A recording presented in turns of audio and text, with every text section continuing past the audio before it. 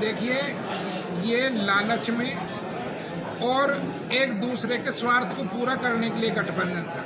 क्योंकि बहुमत किसी के पास नहीं था, तो जब बहुमत नहीं होता है, सरकार जनता ने नकार दिया था, तो एक स्वार्थ का गठबंधन था जो किसी न किसी दिन टूट नहीं था।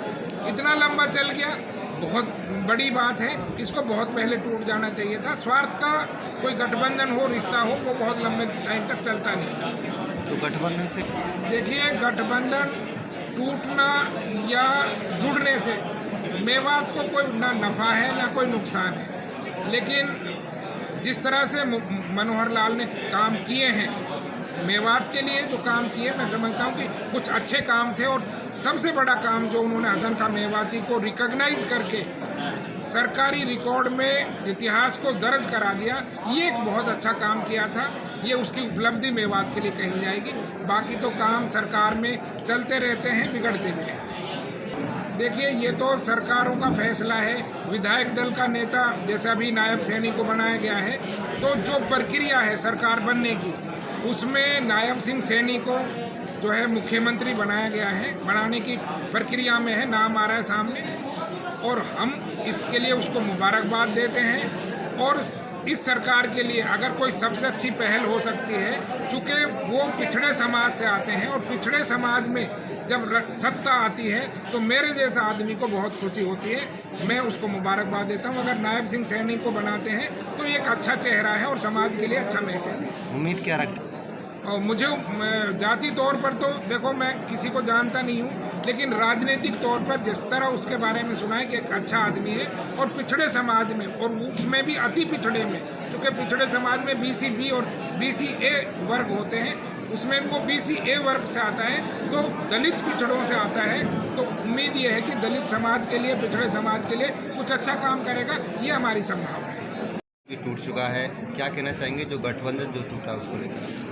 ये तो हरियाणा की जनता ने 4.5 साल पहले एक परसेप्शन ये बनाया था इनके खिलाफ कि ये गठबंधन, ये ठगबंधन है, और जो अपने स्वार्थ के लिए बनाया गया है।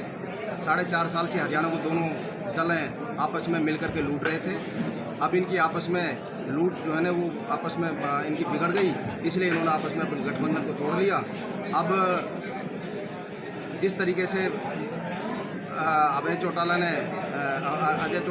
के जो बेटा है जो दुष्यंत जी, इसने कहा था कि भाई इलेक्शन में कि अब की बार 75 पार, और फिर लोगों की वोट लेकर के सरकार के खिलाफ और बीजेपी के खिलाफ जिस तरीके से उनको MLA बनाया, और फिर जाकर के वो बीजेपी के विरोध में जाकर के बैठ गए, उनसे उस वक्त उनका क्या सौदा हुआ था। तो ये सारे हरियाणा इस बात को जानता है। इसलिए जो अब तक जो इन्होंने सरकार जो रही, वो सरकार असफल सरकार रही, और हरियाणा में इन्होंने बहुत कुछ नहीं किया।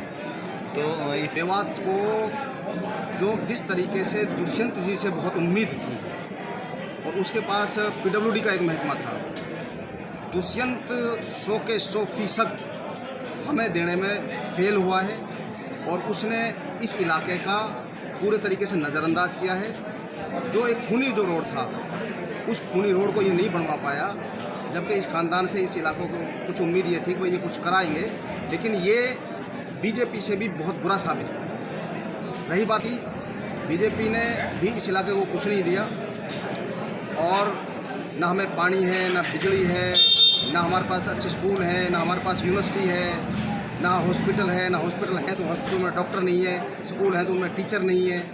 तो बाकी जो भेदभाव जो पहले जिस तरीके से हुआ है, वो आज भी भेदभाव सरकार में हो रहा है। अब नए मुख्यमंत्री से उसके बारे में सुना है, सैनी साहब के बारे में, कि वो अच्छे आदमी है, नरम आदमी है, और लोगों को साथ ले चलने वाला आदमी है, लेके चलने वाला आदमी है। तो मेवात को अभी हम उम्मीद कर सकते हैं कि वो शायद हमारे लिए एक अच्छा CM साबित होगा। बाकी ये देखते हैं कि आगे चल के क्या होगा।